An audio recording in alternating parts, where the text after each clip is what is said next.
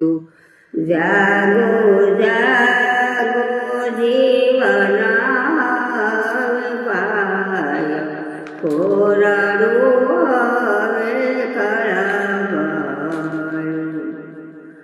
વિટુમાન લાગ્યા ને કપડા થયા ઢીલા વિટુમાન લાગ્યા ને કપડા થયા ઢીલા હવે કમર માગે છે ટેકો ખોરડું હવે ખળભળ. ખોરડું ખળભળ્યું એટલે ખોરડું ખળભળ્યું એટલે આ દેહ પાકી ગયો એટલે પછી હવે ગટપણ આવી ગયું એટલે આ ખળભળી જાય ને હવે પછી થોડું એમનું રે એટલે આ ખોરડું ખબળી ગયું કહેવાય. બરાબર. પછી એને શું કહેવાય પછી આ ભીટુમાં કે લૂણા લાગ્યા એટલે આપણો આ દેહ મળે વાકો વળવા અને આ ખપેડા કેને કહેવાય કે આ પહાડા હોય ને એ ખપેડા કહેવાય. ખપેડા મળે ઢીલા પડવા એટલે કમર મળે ટેકો માગવા એટલે વાંકા મળી વળવા એટલે ટેકો તો જોઈએ ટેકા વિનાનું તો હલાતું નથી એટલે આ વાહે ટેકો જોઈએ એટલે એને શું કહેવાય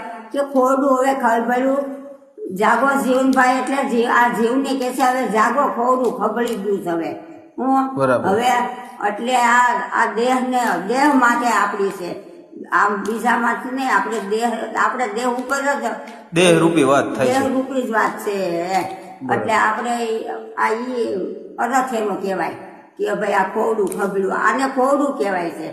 આ ખોરડું છે દિવાલું છે ઉપર છે ઈ ખપેડા નહીં મકાનના આ ખોરડાના આપણે કાયા છે એને ખોરડું કહેવાય. ઈ ખબળ્યું છે શરીરની વાત કરે છે. આ શરીરની વાત છે આ ખોરડું એટલે આ ખોરડું ઈ ખબળ્યું કહેવાય.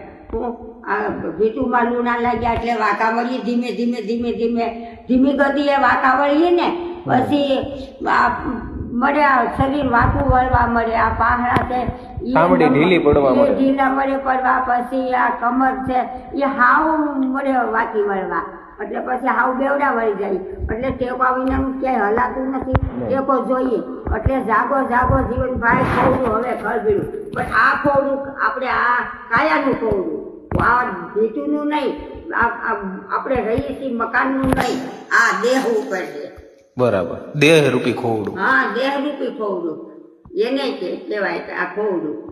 આને ખોરડું આપણને